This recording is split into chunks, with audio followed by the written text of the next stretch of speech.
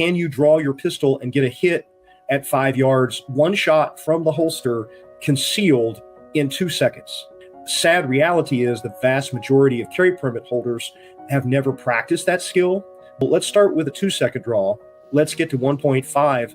Most people, if they can get to 1.5, that's going to be good enough, provided they maintain that skill. 1.5 isn't, I did it once on the range after I did 100. Right. 1.5 is, I get out of the car, I walk up to the firing line, the very first drill of the day, I draw my pistol, and at 5 yards, I draw and hit that 5-inch target in 1.5. When we teach people to draw from a holster, I tell them, don't buy anything. Matter of fact, I tell them actively, if it's advertised widely on Facebook, don't buy it. If it's sold in a blister pack at a retail gun store, don't buy it. When it's time to take a defensive pistol class, people show up with battle belts, USPSA gamer rigs, full-size guns, outside the waistband, unconcealed stuff. Why? Because those guns are easier to shoot. And what we found is people that shoot their big gun really, really well, shoot their small gun pretty good, 10% with a 10% reduction in skill. People that aren't good can lose as much as 40% of their skill, switching from the 5-inch gun with the big sights and the full-size grip to the 3-fingered subcompact tiny pocket gun. If you're new or watching this as a replay, welcome. I'm so glad that you're here.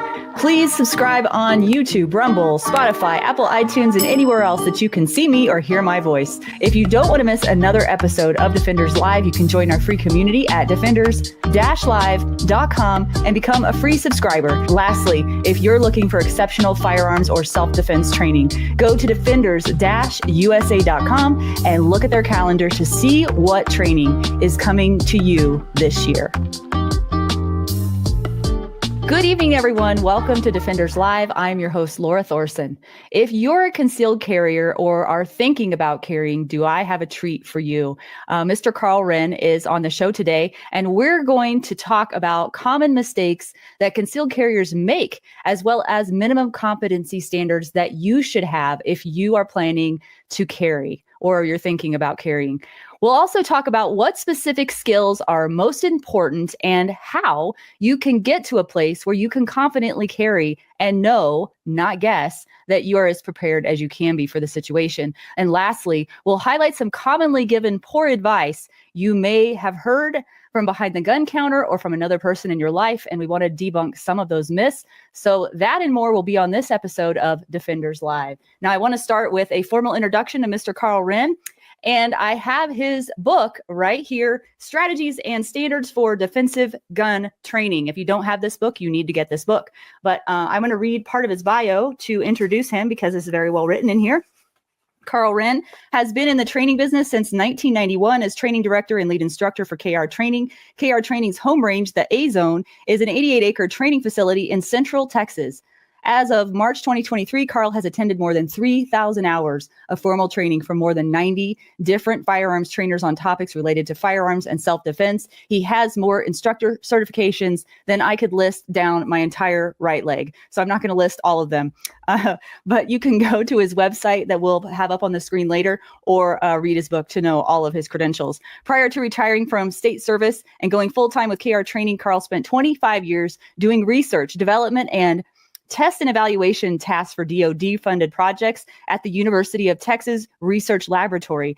He also spent 10 years developing curriculum, managing instructors, and teaching classes for the Department of Homeland Security, focusing on critical infrastructure protection, threat analysis, and risk mitigation. He also has his master's and bachelor degrees in electrical and computer engineering from the University of Texas at Austin.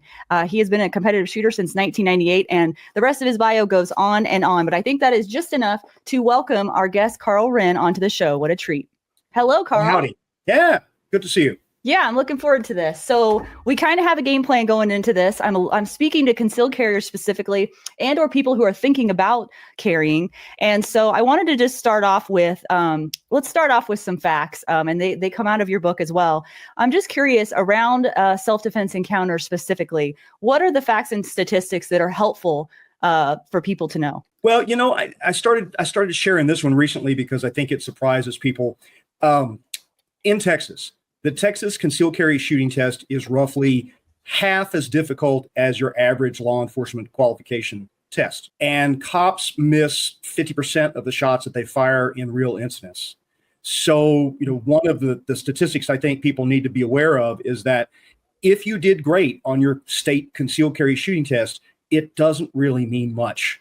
That it doesn't mean that you're well prepared for shooting with the speed or accuracy or under the stress level that a real incident might require. Now, the good news is 90 to 95% of defensive gun uses don't require pulling a trigger.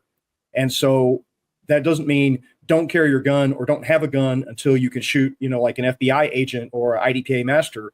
It just means that while you're carrying your gun, understand that just meeting the state minimum really isn't good enough, that there's a whole world of shooting and a whole world of training beyond your state minimum that is good for you, and you'll benefit from seeking that out and taking advantage of it. Totally agree. And most people are, unfortunately, from my experience, one and done class takers. They've checked the box for their concealed carry permit, and that's that, if that's even required. So then what are some of the minimum standards that, from your point of view, from your experience, that concealed carriers should be trying to, at the very minimum, achieve? I think the simplest one would be, they call it the 5x5. There's a bunch of different versions of it. Gila Hayes from Firearms Academy of Seattle, I think, was the first one to popularize it. Claude Werner talks about it. It's out there. It's 5 shots, 5 seconds, 5 yards, shot into a 5-inch circle, which is commonly the black bullseye of an NRA B8 target, which those are easy to find online and print out for free. But anything, you can take an old, America Online CD and use it as a template and trace around it on a sheet of notebook paper and use it too. But that 5x5 drill shooting from the ready position is harder than just about any state's carry permit shooting test, but is much closer to realistic, training. The other one is just, can you draw your pistol and get a hit at 5 yards, one shot from the holster, concealed in 2 seconds? Yeah. Just basically, can I lift my garment, grip my gun, bring it up to the eye target line, and hit that black bullseye on the B8 target or a 5-inch circle? Can I do that in 2 seconds? Sad reality is the vast majority of carry permit holders have never practiced that skill, don't think they need to practice that skill because they don't think about it in terms of, how important it is. But if you have the gun with you, you're not going to be able to draw it out until you absolutely need it, and you're out of time and you're out of options, which means, there's a lot of YouTube influencers and a lot of trainers that really push the 1 second draw. Well, for most people, let's start with a 2 second draw. Let's get to 1.5. Most people, if they can get to 1.5, that's going to be good enough, provided they maintain that skill. 1.5 isn't, I did it once on the range after I did 100. 1.5 is, I get out of the car, I walk up to the firing line, the very first drill of the day, I draw my pistol, and at 5 yards, I draw and hit that 5-inch target in 1.5. The guys that are doing the 1 second draws, most of them aren't doing 1 second draws on the first draw of the day from concealment. They're doing 1 second draws after they do 100 takes to get one good one. Oh, here's my typical draw. Yeah, right. It's what can you do 10 times in a row cold when you get out of the car? What does your first one look like? The on-demand skill is really important to know. And to be honest about it, I think is important as well. Well, a good friend of mine, John Holshin with West Coast Armory North, has been doing. I took a class from John.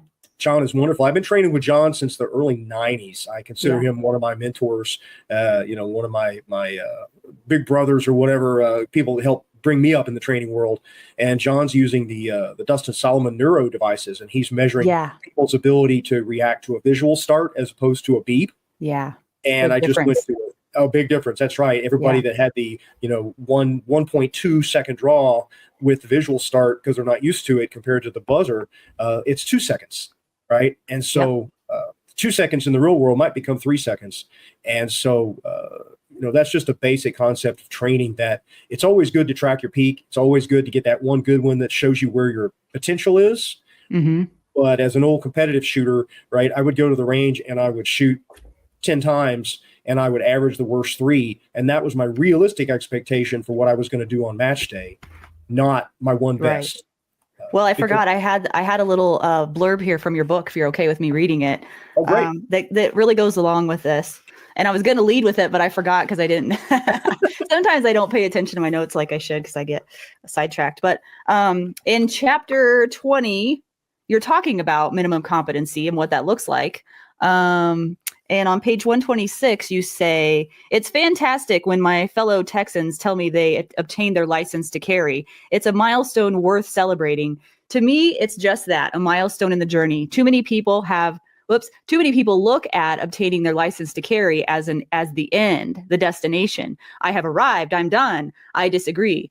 Yes, you have made it this far, and there is still some road ahead. For example, the C in license in LTC is carry, which implies concealed in a holster. But where is drawing from a concealed holster in the Texas LTC shooting test? Aha, it isn't. I'm not saying to change the test, another topic for another day. I'm saying this within the context, license to carry or concealed carry permits, however you want to look at it, is a milestone and not a destination. And I, for one, I agree, but also have witnessed so many times where, and we talked about this before the show, that getting that permit or taking that class is a checking the box process for most people. It's one and done. They think that's good enough and they move on. So I'm glad that we're talking about this today. Yeah, I mean, it's one of the things that I encounter with that is it has to do with what's in your mind. Great trainer named William April, who passed away several years ago, he talked about you have to have a parking space in your mind that says this might happen to me. Right. Jeff Cooper in his famous lecture on mindset, which you can find on the internet. And anybody that's a concealed carry permit holder who doesn't know who Jeff Cooper is, shame on you, because everything you've learned in classes so far probably came from something Jeff was teaching. Jeff was to firearms training what Chuck Berry was to rock and roll. I mean, he kind of invented the reason we shoot with two hands on the pistol and bring the gun up to the eye target line. That's Jeff Cooper's influence. Before that, we were hip shooting. And we weren't. Are you kidding? I didn't know that. Wow. Oh, yeah. Huh. Yeah, the sad and sordid history of firearms training is that basically the original pistols didn't have very good sights on them. And then the Old West gunfighters, despite the myths of the TV shows of the 50s, they did try to use the sights on their guns. When we got to World War I and particularly the British guys that came back from World War I, they wrote a bunch of really good books starting to talk about putting both hands on the pistol to steady it and using the sights on the pistol in pistol combat. Then in the 30s, there was a young man named Jelly Bryce who had phenomenal vision, and he could actually see the bullets streaking down range. If you've never had the fun of shooting in low light or dim light and never seen that streak when the bullet comes out of the gun and you can kind of see it go down range as a little dash in the air, apparently Jelly could see that all the time. And so he dry fired an hour a day in front of a mirror, and he learned to point his revolver, and he could point shoot. And if you go back and look at YouTube videos of FBI training from the 30s and 40s and even into the 50s, they were all taught to crouch and to hip shoot all the way out to 7 and 10 yards. And the problem is most of them did not have the vision that Jelly had. Most of them did not dry fire an hour a day in front of a mirror like he did. And so they didn't hit so much. Yeah. And in the 60s, Jeff Cooper started emulating, there was cowboy fast draw competitions in the 50s where everybody was, trying to draw be like a TV cowboy. Everybody wanted to be the fastest gun and whip out their Colt 45 and blast away and hit stuff. Well, it turned into a competition. Jeff Cooper thought, hey, we should do that with real service pistols. And so he had some guys out in the desert out in California, and they started doing the same sort of thing, shooting either balloons or steel plates with revolvers and 1911 semi-autos. And over time, what they found was the people that put two hands on the pistol and brought it up to eye target line started winning these matches consistently. And by the early 1970s, that had become the Weaver stance and the flash sight picture and many of the things that were taught. The FBI didn't switch to two-handed aim fire shooting until the 80s when Bill Rogers, who runs the Rogers Shooting School, Bill was one of the people that trained with Cooper and bought into the new ideas. And Rogers went to the FBI Academy, and he and some of the Cooper trained guys outshot all the FBI instructors, and they finally had to admit, well, maybe this thing we've been doing since the 1930s because J. Edgar Hoover thought it was a good idea. Maybe we should progress. By the 90s, everybody was shooting with the grip and stance that most of us use now, which is fully extended with the thumbs forward grip and everything. But even in spite of that, the military and a lot of law enforcement, they didn't switch to shooting like that till the late 90s or the 2000s. No kidding. I did not realize that. It's great fun to go look up old videos. Particularly FBI made a lot of videos with their training program, and there's some exceptional. If you go look up the World War II pistol training movie that's on YouTube, they're shooting one-handed, and they're looking over the sights. They're not looking at the sights. They're just kind of looking at the top of the slide and trying to line it up with a ginormous target. And I just don't understand. It doesn't make any common sense to me how two-handed would not be a good idea. Like I can't comprehend that now. If you read the gun writers of the 40s and 50s, the pistol is a handgun, not a hands gun. It says that? There's writers that said things like that. There are writers that said putting two hands on the pistol was good for the infirm, cripples, and women and children. What? But that proper pistol shooting technique was a one-handed thing. You needed the other hand free in case you got wounded in your right arm, and you would do the border shift and transfer the gun. That's still in the FBI shooting test, where you shoot 3 shots right-handed, transfer the gun to your left hand, and shoot some more during. Well, one-handed shooting does definitely have its place. I don't deny that a bit. But for that to be the primary way, though, that's just that blows my mind. And it's all of these things are in, but that it became the status quo, and then everyone would nod their head and say, oh, well, yes, that's definitely it. That's definitely the way.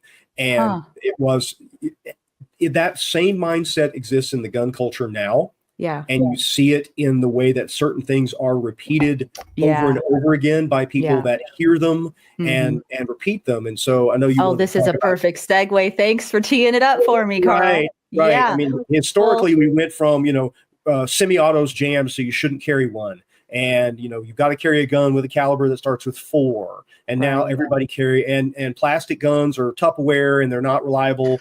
And now everybody carries a plastic gun in 9mm. And for a long time, it was, putting red dot sights on pistols that was for gamers and that was not tactical or practical or anything. And now, everybody's got a dot on their gun. And so it's what is conventional wisdom today was a radical idea 20 years ago. Why are gun shops continually putting women in tiny little rocket launchers?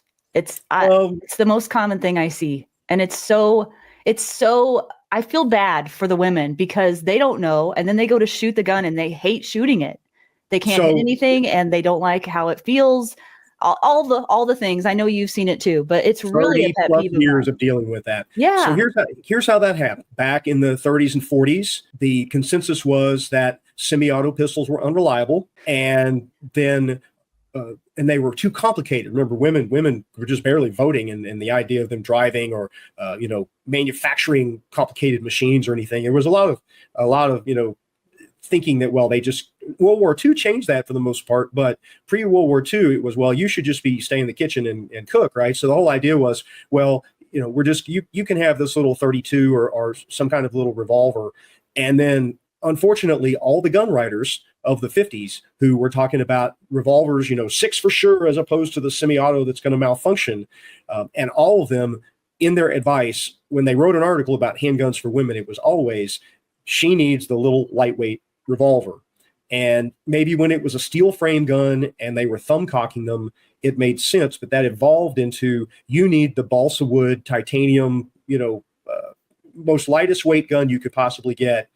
The thing that's missing in all that is, unfortunately, most ladies have less grip strength than men, just genetically, right? Average to good grip strength for a woman is usually 60 to 80 pounds.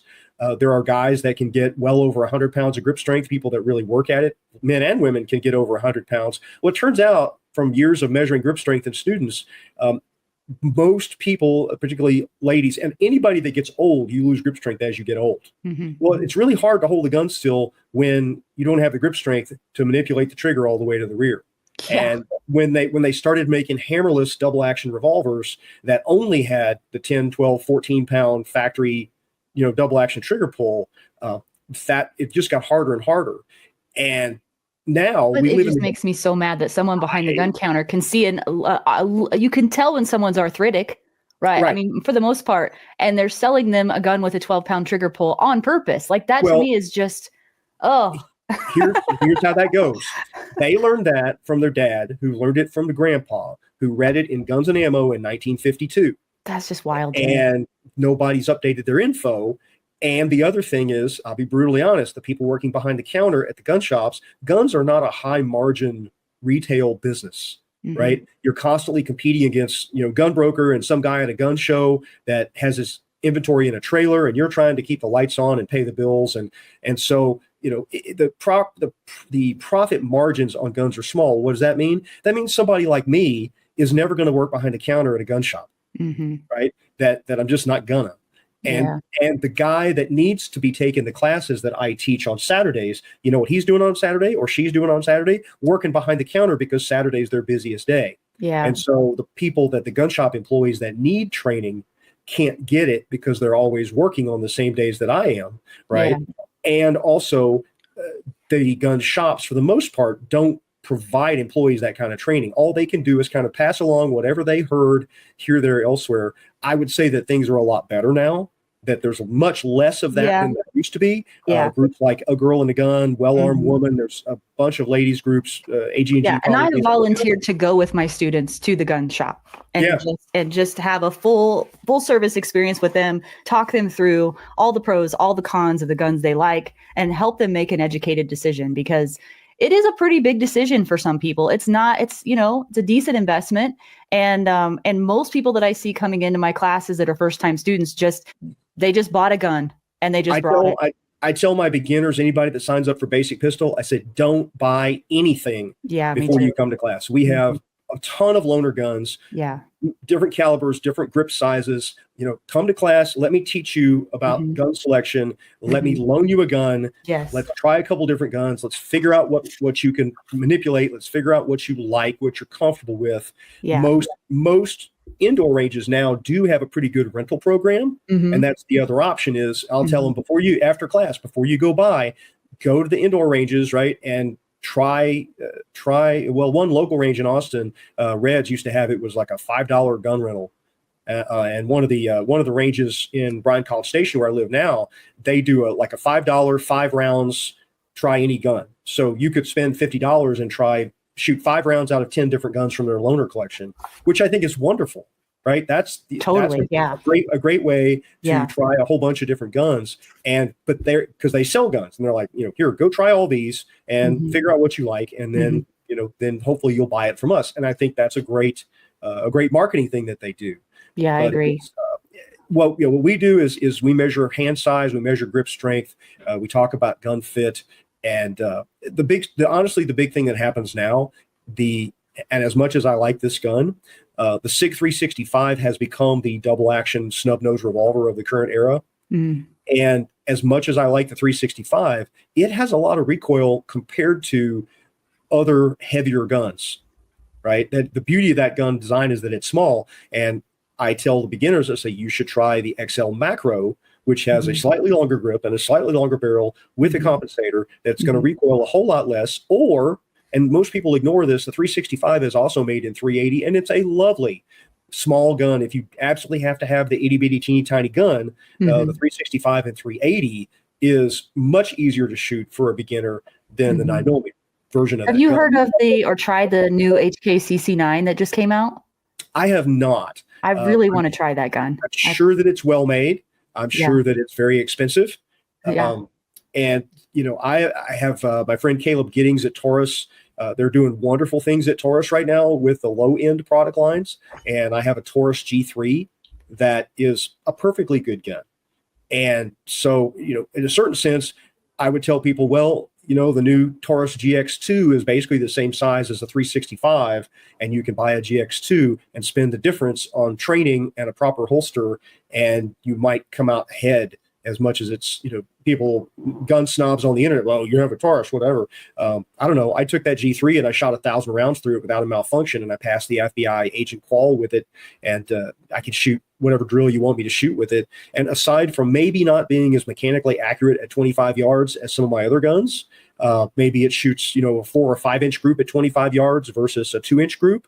Other than that, I can't fault it. For the average person that's going to be mostly shooting 10 yards and closer, it is functionally equivalent to a lot of other things on the market.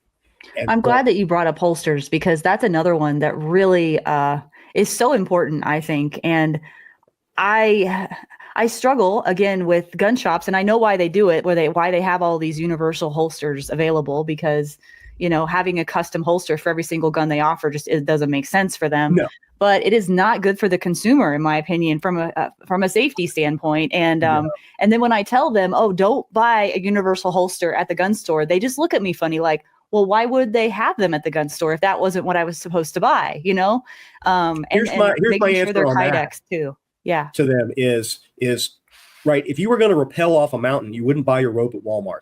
Yeah. That it's life safety equipment. The other line I like to use is that, McDonald's is the most popular burger, but it's not the best burger. Right. And my approach, which is not the approach that everybody takes, but over the years, I've just accumulated them. I probably have 80 loaner holsters at this point. And same thing, when we teach people to draw from a holster, I tell them, don't buy anything. Matter of fact, I tell them actively, and this will probably hurt some feelings out there, some people that are connected with these companies if they listen to your podcast, but if it's advertised widely on Facebook, don't buy it. If it's sold in a blister pack at a retail gun store, don't buy it. And that's my problem. That's what everybody's seeing. That's where the most, right. But what I do in my newsletter, I have affiliate codes with a number of brands. Yeah. And for example, and there's plenty of good brands. Okay. I could probably name 20 holster brands that I think make perfectly serviceable, functional, good quality holsters. None of them you can find in a blister pack at a retail store. Right. I have arrangements with Dark Star and JM Custom Kydex. Rounded makes holsters for almost every gun that's ever been made. And so, like, if you have a Taurus or a Canic or some other gun that's not the one that all the cool kids and all the law enforcement people carry, you can find good quality holsters that don't have to be custom holsters, that aren't universal holsters. They're out there. Tenacor, I've seen a bunch of Tenacor holsters recently. Tier 1, that's just a few. I'm sure if I didn't name your company, whichever company people are listening, send me one of your holsters. Contact me and send me one, and I'll add it to my loaner collection. And let me get it into student hands so they can learn about it and use it and try it. Because there's a lot of good ones out there. Small shops, big shops. CompTech actually makes some really good universal holsters that are quite a bit better. Rounded and CompTech for universal holsters are my go-tos, and they're pretty good. And I do have some of each of those in my collection. When people show up with, what is this? I've never heard of this before. Right? Where did you get this? And sometimes, almost honestly, here's the other nice thing. We live in the golden age of handgun design, that all the weird stuff, aside from High Point, but all the other weird guns that people bring that I've never heard of before, it's the first one I've ever seen, they mostly all work. They run reliably, and they seem to be okay, and they're mechanically accurate, and the quality of gun manufacturing compared to, say, 20, 30 years ago, most everything works. Like I said, the High Point 9mm is the only one I've seen in class in the last 10 years that couldn't get through a magazine without a malfunction. Well, so I have my favorites too. Almost every holster I have is a Haven Defense Company holster, and that's a shameless plug because Brent Hankman, the owner of the company, also works for Defenders USA, and I know him personally, and I love his family to death, and he makes exceptional holsters. But I am a huge fan of the Filster Enigma. Like, when I was introduced to the Filster Enigma, it changed my life. I mean, it's the reason I carry every day, because I can do it comfortably and I can wear almost anything, and it works for me. And I really advocate, especially for women who like to wear different styles of clothes and don't want to worry about it being around their waist, hooked to their belt. The Filster Enigma has been a game changer for me. So I have 2 of them in my loaner kit. Set up for one for the 365 and the other one set up for a Glock 19, if I remember right. I reconfigured it. And I teach a lot of armed teachers in Texas. The change in state law, now every school must have an armed person that's either a private security, a police officer, or has graduated from our state-run armed teacher training program. And being in a rural county with the range facility, all the school districts within 50 miles of my range, they all opted to have armed teachers. And so the Enigma, super, super popular with the armed teachers and with football coaches and other people that don't wear pants with a belt all the time. Yeah, that's really good. Yeah. You're doing good work down there, Karl. That's awesome. I'm so happy to hear that. Well, before the state made it mandatory, none of the rural schools were doing all that much with the armed teacher program. But now, like in our county, the sheriff's department has a liaison who coordinates with all the armed teachers, and all three of the school districts have, including administrators, have gone through the armed teacher class. And they've really taken it seriously, but they've also been in today's paper, in the county paper, there were shots fired near one of the schools, and the cops went and found whoever it was for reckless discharge of a firearm, and it turned out not to be a threat. But still, there's more focus. They've got one school district has put 8-foot fences around their schools to make it very difficult, not only just to get into the school if you're not supposed to be there, but now even to get physically close to the school. So they bought into more than armed teachers. They bought into a much higher level of school security. And I think that's a wonderful thing. It is a wonderful thing. Yeah. I know one of my favorite people that talks about that is Ed Monk. Are you familiar with him? I am an Ed Monk certified active shooter instructor. Oh yeah, that's on your list. Right? Yeah, I've hosted it, and Ed's training is terrific. Yes, it is. Hopefully no one from the state police in Texas are listening, but I do supplement their course that they designed for active teachers with some of his material, because it goes a little further than the material we were given by the state. The state allows us. I do appreciate their attitude. They said, we're giving you 14 hours of material. You can run the class 16 hours and you can add additional material as long as you cover all our stuff the way we want you to cover it, say all the words, show all the slides and the videos. And Ed's material is some of the stuff that I put into that bonus 2 hours that, he's does terrific work. And anybody that gets a chance to train with him, you should. Totally he's doing some wonderful, wonderful things. Yeah, he is. For those of you that don't know who Ed Monk is, go to the Defenders Live YouTube channel and search Ed Monk up, because I did interview him last year, I think a couple of times, and his material is spot on, and he's a very good presenter of the material that he knows. Hey guys, I want to offer you something that is a personal touch, something special that I can share with you to help you grow and develop along this journey in this path as a defender. And what I'm offering is a monthly live call that you can participate in, and we're going to be talking about the 4 areas that I believe all defenders of life should be strong in, and those are physical fitness, emotional fitness, spiritual fitness, and training. So if you're interested in learning about those things and developing yourself throughout that journey, I'm here to help you, and I want my paid subscribers to have that personal touch of getting to talk with me one-on-one in this group call and sharing with others and encouraging others along this path. So if you'd like to get in on those calls, go to defenders-live.com, become a paid subscriber. I cannot wait to see you there. And thank you so much for your support of Defenders Live. I was watching a video of you on YouTube, and I don't know, I can't remember who it was that was interviewing you, but you were talking about the most common mistakes that concealed carriers make. And the first one you talked about was carry the gun on you. Yes. So talk to the audience. Why is it important to have the gun on you, and what do you commonly see? Well, I see a couple things. First one is when it's time to take a defensive pistol class, people show up with battle belts, USPSA gamer rigs, full-size guns, outside the waistband, unconcealed stuff. Why? Because those guns are easier to shoot. Well, I don't want to train with the gun I really carry. Won't that skill translate? Well, no. I just had an article in the NRA's Shooting Illustrated online talking about 10 years of data that we've collected. A couple times a year, I run a small gun class, and I make people shoot my qualification test, the 3 seconds or less, my 20-round test, and they shoot it with the small gun and the big gun. And what we found is people that shoot their big gun really, really well, shoot their small gun pretty good, 10% with a 10% reduction in skill. People that aren't good can lose as much as 40% of their skill, switching from the 5-inch gun with the big sights and the full-size grip to the 3-fingered subcompact, small, tiny pocket gun.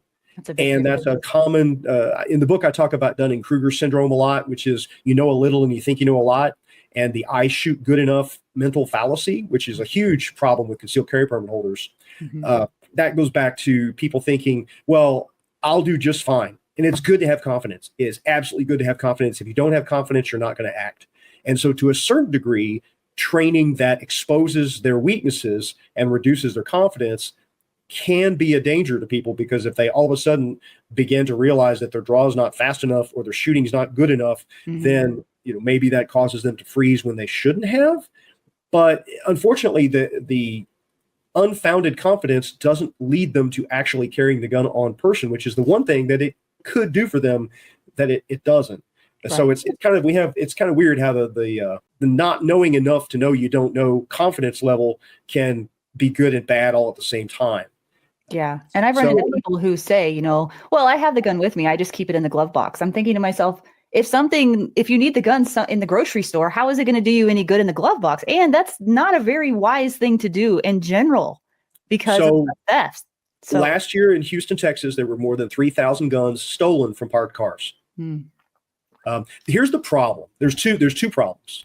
The first one is more difficult to solve because its employers won't let people with carry permits carry at work. And so they're forced to leave the gun in the car against their will because they know they'll get fired for illegally carrying at work. And I do not recommend that anybody illegally carry at work. I do know one person that got in trouble for that, and it literally ruined his entire career. He had to go change careers completely after getting in trouble for illegally carrying at work. It's really hard to get another job. Might have been on my show. Yeah, more than likely. Yeah. And that's a terrible situation to have been in. But for those people, I'm actually working on an article and to see if NRA wants it before I take it elsewhere. But the idea being that, number one, your glove box is not a holster. In the console is not a holster. Here's what the people you're talking about do. They have a gun. They have a magazine in the gun. They don't have a round in the chamber, and the gun is flopping around loose with the trigger guard exposed somewhere in the car, in the driver's side mat pocket, under the seat, between the seat, or in a bag. Yeah. And the problem is, in the big picture, they've got the answer right. I have a gun, but they haven't thought through the process. And we'll do this with students with prop guns and simunition guns and red guns and airsoft guns and sort of thing, and say, okay, how long is it going to take you to get the gun out, rack the slide, and be ready to shoot? And we put a timer on it, and then say, well, how many steps can I come? How far away do I have to be in order for you to have that gun out in time for me to get to you? And it turns out to be a lot, 10, 15 steps, sometimes a lot, right? I can literally, in the classroom, we can open the front door, walk down the hall, turn the corner, and walk into the bedroom in our classroom building. And we have kind of got a little apartment set up as part of it for instructors to stay at, that I can walk all the way into the bedroom, and they're still trying to get the lockbox unlocked and trying to get the magazine in the gun and trying to get the slide racked. Yeah. And then the same thing, it's like, well, how many rounds can I fire if I was shooting at you during that entire time? Mm-hmm. How many rounds can I fire at you while you're doing that? Well, probably enough to mean I never finish that task. And people don't think through it like that. Mm-hmm. So what I tell people in that situation, those that can't carry at work, is you need to have a locking box and you need to have a holster.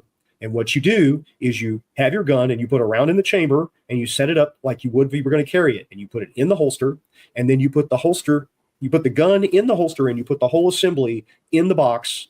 And then when you have to lock it up, you take the whole thing off your belt, you stick it in the box, and you lock it in the lock box, not in the glove box. Then when you get off work, right, then if you're driving straight home, at a minimum, unlock the box, right? Preferably put the gun on, tuck your shirt over it, leave a vest or a jacket or anything, leave a garment in the car that you can just toss on over what you're wearing to conceal the gun. Then if you have to stop at a gas station, if you have to go somewhere, if you're in an accident, whatever happens, then you have the gun on you. If you get out of your car and you're standing next to it at the gas station, you should have the gun on you, and not somewhere where that you can't get to it. And if you just get in the habit of arming yourself, what this eliminates is the need to rack the slide on the gun. It eliminates the need to load and unload the gun. You just take the holster, and you can have one of those holsters that has the ginormous plastic belt clip, right? That just slides on and off the belt or the pants really easy. And then you just take the whole thing, you put it on, you take it off, and you don't have to mess with the gun. You don't put your finger on the trigger guard's not closed, right? And this simplifies the process. But then when you get home, then the gun goes in the house and it doesn't stay in the car.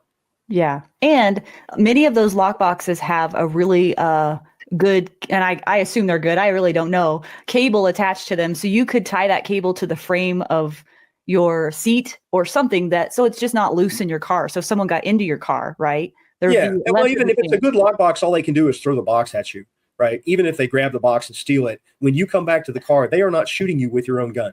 Right, that's true. But I was hoping that would help eliminate theft a little bit, or at least make it So harder. here's my next tip on that. Okay. Buy a $20 AirTag if you have an Apple phone, or I don't know what the Oh. equivalent is for Android, Tile maybe. Put that in the box. Mm. If they steal the box, now when they open the box, or when the box, wherever it is, the AirTag, you can look it up on Find My Thing, right? Find my thing. Well, I Yeah.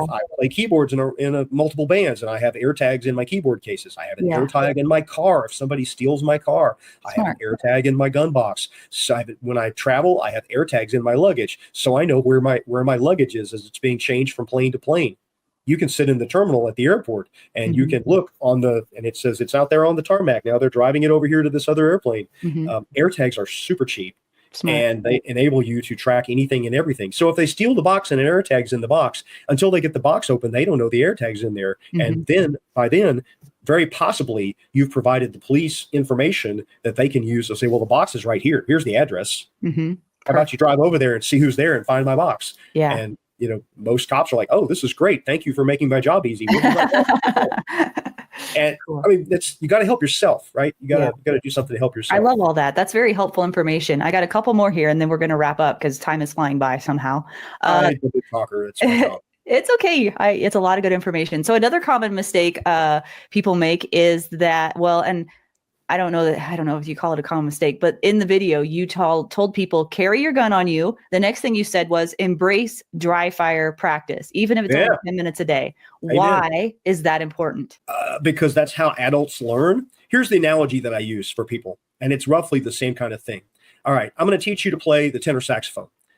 Right? We get together and I hand you a tenor saxophone and I say, I'm going to teach you to play the C major scale on the tenor saxophone. Put your finger here and blow. Put your finger here and blow. Put your finger here and blow. Right? And they do that. And after 4 hours, I can say, I can point to someone and play the C major scale, and they will honk out 7 notes or 8 notes on the horn.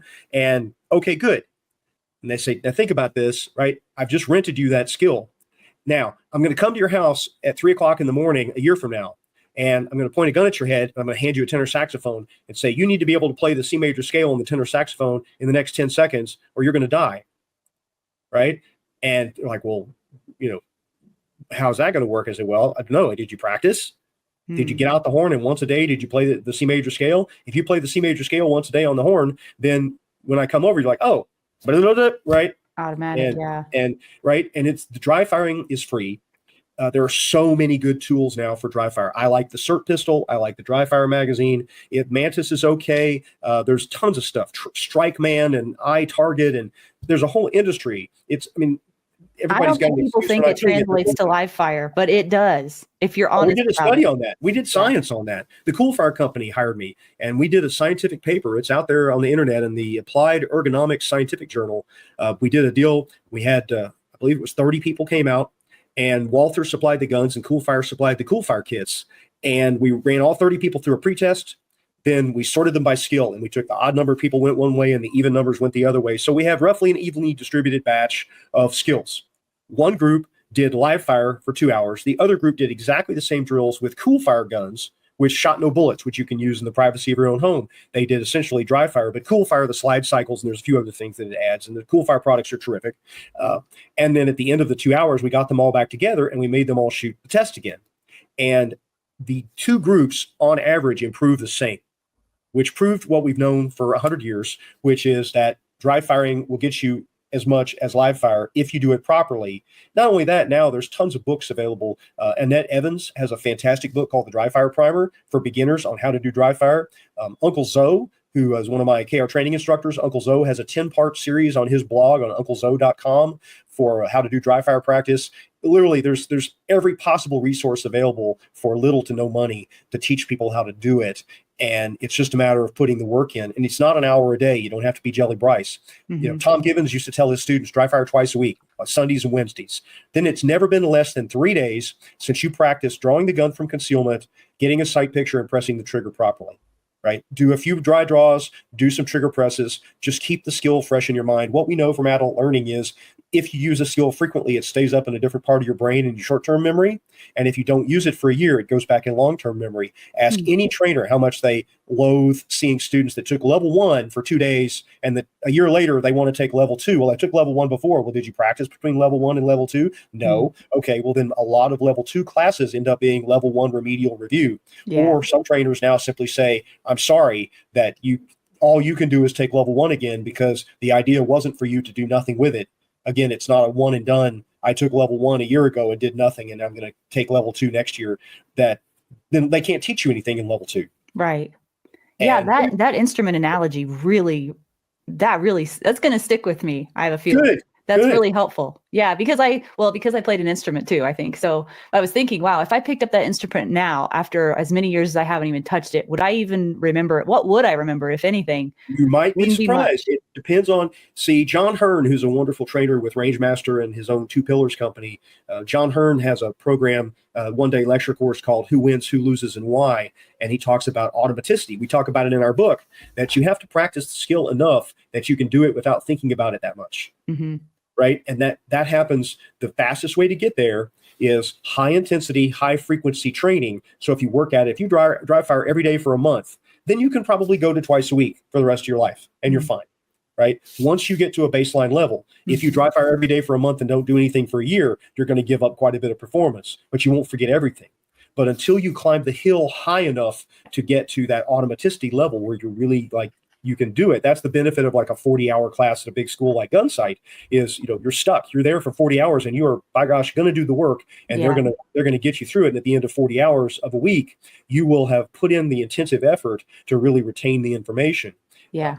There's a lot of people that don't have 5 days and, that many zeros on the end of a tuition check that they can go do it. Yeah. And so, they rely on people like me doing it 4 hours at a time and just have to do the best we can with the, if you got $100 in 4 hours, well, come see me and I'll get you part of the way down the road. And if you do the homework and you work your way through it, well, then I can get you to the same place the 40-hour class will in 40 hours of training, but you got to put in the extra work in between.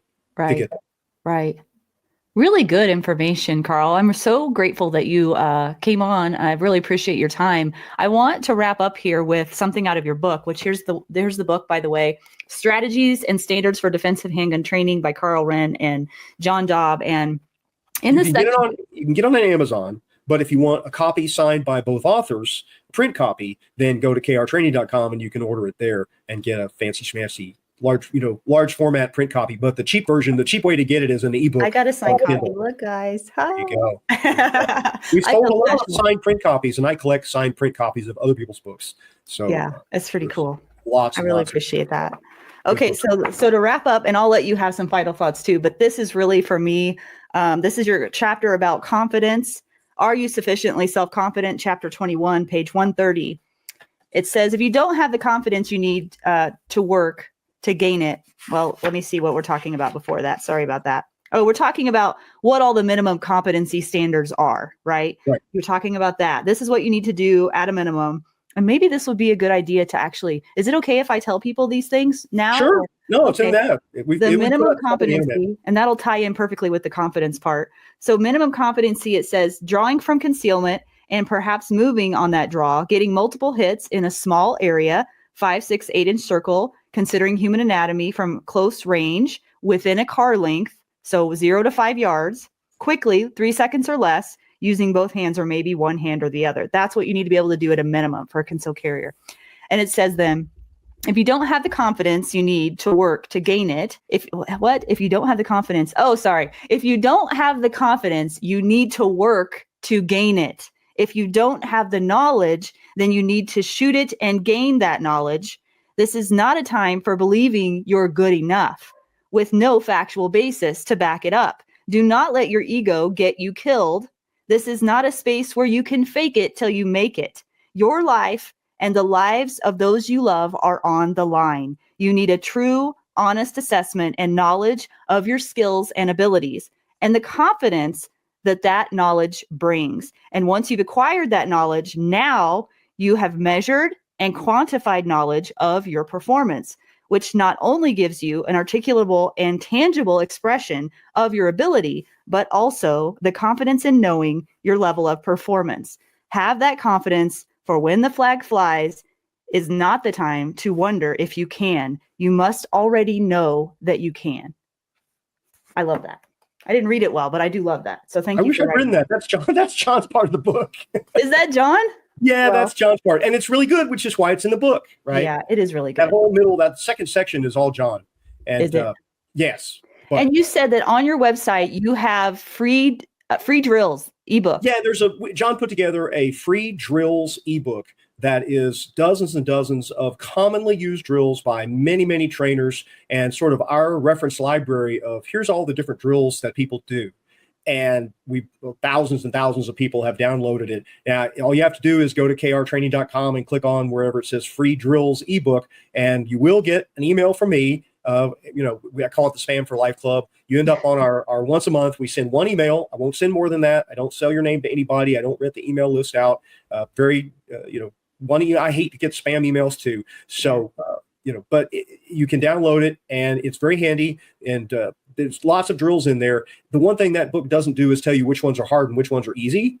So they're not like in order. But if you buy the book, there's a section in the book called Top 10 Drills, and it gives you a sequence of drills. That part, you got to buy the book to get to that. Or you can go to blog.krtraining.com, and if you search for top 10 drills, there's a couple of blog posts about sequences of 10 drills that you can use to assess where am I, where do I need to be, what do I need to do. And here's the wonderful thing. You don't have to spend $1 on training, thanks to a million people on YouTube posting videos. Some are not as great as I would like them to be, but boy, there's some plenty of good ones if you go looking.